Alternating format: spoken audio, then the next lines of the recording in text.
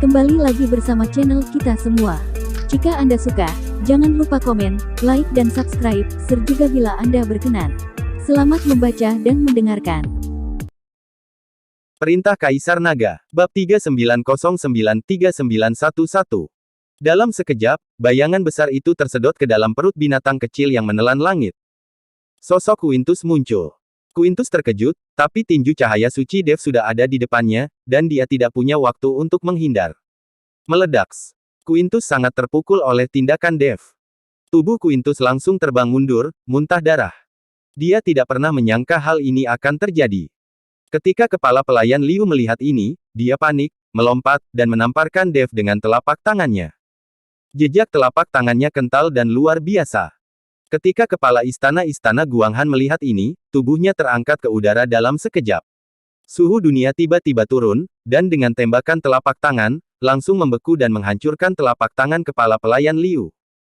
Dengan cara ini Dev tidak terluka, jika tidak, Dev pasti tidak akan mati atau terluka jika kepala pelayan Liu mengambil tindakan.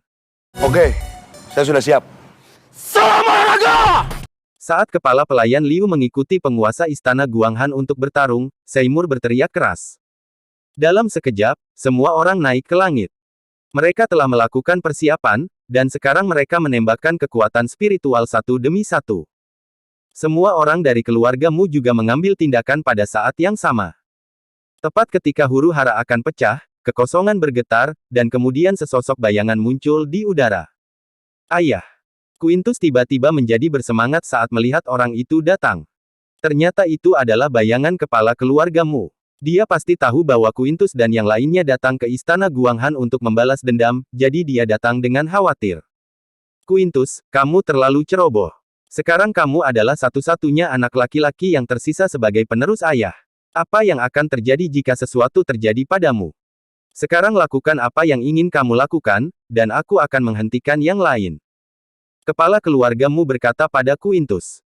Setelah mendengar kata-kata ayahnya, Quintus mengangguk dengan penuh semangat. Kepala istana Guanghan memiliki wajah yang sangat suram saat ini, dan matanya dingin. Dia masih bisa menangani kepala pelayan Liu. Tapi ini adalah pemimpin keluargamu. Meskipun dia hanya bayangan, kekuatannya mungkin tidak lebih rendah dari alam kesengsaraan transendensi tingkat 9. Aku akan menghentikan orang tua itu. Hantu tua Gunung Iblis berteriak dengan marah, dan kemudian aura abu-abu melonjak ke seluruh tubuhnya, langsung membentuk cakar raksasa dan menuju ke arah kepala keluargamu. Penguasa istana Guanghan juga melambaikan tangannya, dan udara dingin yang mengerikan melonjak, berubah menjadi dua es dan menyerang kepala pelayan Liu. Huru hara dimulai seketika, dengan aura yang tak terhitung jumlahnya beterbangan dan berbagai mantra saling terkait. Langit dan bumi bergetar dalam huru hara. Seluruh wilayah selatan tampaknya terpengaruh, dan retakan ruang waktu terus muncul di kehampaan. Seluruh gunung iblis surgawi berguncang, dan banyak orang menatap ke arah istana Guanghan. Ribuan biksu bertempur di udara. Udara dipenuhi dengan fluktuasi energi spiritual yang besar. Setiap kali biksu itu mengayunkan tinjunya atau menghunus pedangnya, hal itu disertai dengan raungan kekuatan spiritual yang sangat besar, seolah-olah akan menghancurkan dunia. Sosok mereka bergerak cepat melintasi medan perang, sama sulitnya dengan hantu, dan setiap konfrontasi disertai dengan aura mempesona yang meledak, menerangi seluruh medan perang. Senjata sakti dan senjata spiritual para biksu beterbangan di udara, ada yang menembus langit seperti meteor, ada yang membebani seperti gunung raksasa, dan ada yang berkabut seperti hantu. Setiap kali senjata ajaib itu bertabrakan, terdengar suara memekakkan telinga yang membuat tanah bergetar. Cahaya senjata ajaib terjalin membentuk lautan cahaya yang indah, menyelimuti seluruh medan perang. Teriakan, raungan, dan makian para biksu datang dan pergi, membentuk simfoni pertarungan yang penuh gairah. Wajah mereka dipenuhi tekad dan kegilaan, dan setiap pasang mata bersinar dengan cahaya yang menyala-nyala, seolah-olah mereka akan mencurahkan seluruh kekuatan mereka. Di medan perang, debu beterbangan dan asap memenuhi udara. Setiap kali biksu itu jatuh ke tanah, sekuntum bunga darah bermekaran, mewarnai tanah menjadi merah cerah. Namun, para biksu ini tampaknya tidak kenal lelah, mereka berdiri lagi dan menyerang lagi dan lagi hingga kelelahan. Saya melihat seorang biksu memegang pedang panjang, pedang itu bersinar dengan cahaya dingin. Tubuhnya seperti angin, dan dia bergerak dengan ringan di antara kelompok musuh. Keterampilan pedangnya seperti awan yang mengalir dan air yang mengalir, terkadang secepat kilat, terkadang selembut pohon Willow Catkins. Setiap kali dia mengayunkan pedangnya, dia dapat memunculkan angin pedang yang dahsyat, memaksa musuh di sekitarnya mundur beberapa langkah. Pada saat yang sama, biksu lain sedang memegang kapak perang yang sangat besar. Kekuatannya luar biasa, dan setiap kali dia mengayunkan kapaknya, dia sepertinya mampu mengguncang bumi. Kapak tempur itu menghasilkan lintasan tajam di udara, dan aliran udara yang dibawanya menggulung debu di sekitarnya, membentuk medan perang yang kacau balau. Kedua biksu itu berpapasan di udara, dan benturan pedang dan kapak menimbulkan suara yang memekakkan telinga, seolah-olah langit pun berguncang. Gelombang kejut yang ditimbulkan oleh tabrakan tersebut menyebar ke segala arah, memaksa para biksu di sekitarnya untuk mundur. Di sekitar sini, biksu lain juga bertempur dengan sengit. Seseorang merapal mantra yang kuat, mengaktifkan kekuatan langit dan bumi untuk membentuk lautan api, es atau guntur, menenggelamkan musuh di dalamnya. Beberapa mengandalkan keterampilan tubuh mereka yang luar biasa untuk bergerak bebas di antara musuh, mencari kekurangan dan memberikan pukulan fatal. Di medan perang, cahaya dari berbagai mantra terjalin membentuk tirai cahaya berwarna-warni. Di tirai tipis ini, sosok para biksu menjulang, dan setiap konfrontasi penuh dengan sensasi dan kegembiraan. Para biksu terus berguguran, kehilangan nyawa mereka selamanya.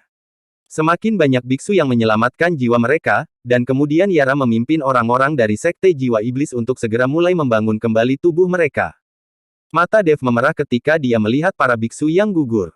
Dalam pertempuran hari ini, Dev hanya bisa membunuh Quintus, untuk memberikan penghormatan kepada para biksu yang mati. Mata Quintus juga merah padam. Pada saat ini, kedua belah pihak sudah bermata merah. Mati. Dev dan Quintus semuanya berubah menjadi aliran cahaya dan bertabrakan dengan sengit. Sekarang bagi mereka, kamu yang mati atau aku yang mati. Tidak ada ruang untuk mundur. Tepat ketika Dev dan Quintus hendak bertabrakan, segala sesuatu di sekitar mereka tiba-tiba tampak berhenti. Kemudian sebuah suara dari dunia luar datang perlahan, saya telah mengasingkan diri selama ratusan tahun, dan saya akan naik menuju keabadian, tetapi saya diganggu oleh kalian, anak-anak bodoh. Aku tidak muncul selama ratusan tahun. Apakah kalian tidak menganggapku serius? Saat ini, seorang lelaki tua berjubah abu-abu berdiri di kehampaan dengan tangan di belakang punggungnya, semua orang merasakan nafas mereka sesak dan jatuh dari udara. Bahkan kepala istana-istana Guanghan jatuh ke tanah, kesulitan bernapas karena tekanan, dan tidak punya pilihan selain berlutut dengan satu kaki. Penguasa wilayah selatan. Sosok bayangan kepala keluargamu memandang lelaki tua berjubah abu-abu di depannya dengan ngeri. Kamu tidak berlatih dengan patuh dan mengorbankan jiwamu untuk ikut bersenang-senang. Kembalilah. Orang tua berjubah abu-abu itu melambaikan tangannya dengan lembut. Semburan energi ungu yang kuat dilambaikan dari tangannya, dan kemudian bayangan kepala keluargamu menghilang dalam sekejap. Tetapi pada saat ini, kepala keluargamu, yang sedang mundur di keluargamu, muntah darah dan wajahnya sangat pucat. Mengapa kamu memprovokasi penguasa wilayah? Sialan. Kepala keluargamu menyeka darah dari sudut mulutnya. Tampaknya pengasingan dan kultivasi yang begitu lama sia-sia. Dan di istana Guanghan, semua orang merasakan tekanan gemetar dari langit dan bumi, kehampaan sedikit bergetar, dan angin menderu-deru. Banyak biksu dengan tingkat kultivasi rendah yang pingsan karena paksaan ini. Semakin banyak biksu yang menundukkan kepala dan gemetar. Bahkan Master Alam Mahayana seperti Kepala Pelayan Liu dan Master Istana-Istana Guanghan pucat, mata mereka penuh ketakutan, dan mereka tidak berani menatap langsung ke penguasa wilayah selatan. Dev mengangkat kepalanya dengan keras dan melihat ke arah penguasa wilayah selatan. Dia ingin melihat seperti apa orang yang bertanggung jawab atas suatu wilayah. Dev melihat bahwa penguasa wilayah selatan adalah seorang lelaki tua yang terlihat sangat biasa, tetapi keagungan di tubuhnya memancar dari dalam keluar, bukan dengan sengaja. Penguasa wilayah-wilayah selatan memandang Dev, menyebabkan Dev menundukkan kepalanya tanpa sadar. Karena tekanan yang dipancarkan dengan santai oleh penguasa wilayah selatan membuat Dev merasa seperti sedang ditekan oleh gunung. Seluruh tubuhnya tidak bisa menahan ketegangan, dan dia hanya bisa melawan dengan seluruh kekuatannya. Mata penguasa wilayah selatan tertuju pada Dev untuk waktu yang lama. Kemudian matanya perlahan menjauh, dan dia berkata dengan tenang, saya tidak peduli mengapa kalian bertarung, tapi jika kalian berani bertarung dalam skala besar, kalian semua akan mati. Mendengar kalimat ini, tubuh semua orang terguncang dan kedinginan keringat muncul di kepala mereka. Beberapa biksu ketakutan dan ketakutan setengah mati. Untunglah jiwa masih ada. Selama tubuh fisik tidak hancur, ia dapat kembali ke tubuh fisik dan hidup kembali. Ini luar biasa. Aku hanyalah makhluk abadi. Aku belum menjadi makhluk abadi sejati. Aku sangat mengagumkan. Setelah aku selesai menemukan tulang dan membentuk kembali tubuh, aku akan jauh lebih hebat dari dia. Wajah Raja Iblis Awan Merah dipenuhi rasa iri. Saat ini, dia juga ingin pamer. Ketika dia masih hidup, dia belum pernah melihat biksu tingkat tinggi di tempat rendah ini sama sekali. Dunia seperti dunia surga dan manusia hanyalah medan perang bagi iblis seperti Raja Iblis Awan Merah. Mengenai kehidupan dan kematian para beku yang tinggal di sini, mereka tidak peduli sama sekali, dan mereka tidak pernah berpikir untuk pamer di depan para beku tersebut. Lagi pula, dua makhluk abadi yang kuat akan menemukan dunia tingkat rendah untuk dilawan. Biarpun dunia tingkat rendah ini dihancurkan, mereka tidak peduli. Mereka semua adalah biksu biasa. Bagi makhluk abadi seperti mereka, mereka bahkan bukan semut. Jika kamu mati, kamu akan mati. Inilah hukum langit dan bumi yang mengutamakan kekuatan. Ketika Anda tidak memiliki kekuatan, tidak ada yang akan peduli dengan hidup atau mati Anda. Diam, jangan membuat masalah bagiku. Aku tidak ingin mati. Mari kita tunggu sampai kamu mendapatkan kembali tubuh fisikmu dan menjadi hebat. Dev menyuruh Raja Iblis Awan Merah untuk menutup mulutnya. Jika dia benar-benar menyinggung master wilayah ini, dia mungkin akan ditampar sampai mati. Namun, kekhawatiran Dev tidak diperlukan. Dengan hilangnya tekanan, penguasa wilayah selatan telah pergi. Baru setelah penguasa wilayah selatan pergi untuk waktu yang lama, semua orang berani berdiri perlahan dan melihat ke atas. Tanpa tekanan itu, semua orang menghela nafas lega. Meskipun kedua belah pihak saling melotot saat ini, tidak ada yang berani mengambil tindakan. Bahkan penguasa wilayah yang tidak muncul selama ratusan tahun telah terprovokasi. Jika mereka berani mengambil tindakan, jiwanya pasti akan hilang. Quintus memandang Dev dengan enggan, tetapi dia tidak berani mengambil tindakan lagi. Terlebih lagi, dia dipukul oleh Dev dan tubuhnya terluka.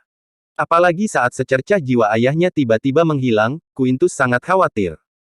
Jika penguasa wilayah selatan menyalahkannya, dia mungkin sedang menyakiti ayahnya sekarang. Jika Anda terluka selama masa kritis retret ini, semua usaha Anda akan sia-sia. Semua waktu yang dihabiskan untuk berlatih dalam pengasingan sia-sia. Wah, kamu sangat beruntung hari ini, tapi kamu tidak akan pernah seberuntung ini di masa depan. Jika kamu memiliki kemampuan, kamu akan menemuiku di arena seni bela diri di kota Nanjing dalam sebulan. Aku akan menunggumu. Jika kamu tidak berani, maka keluargamu kami akan tetap menyalahkan istana Guanghan atas hutang ini. Quintus mengertakkan gigi dan berkata dengan mata dingin. Dev, yang awalnya tidak dia perhatikan sama sekali, kini membuat taruhan.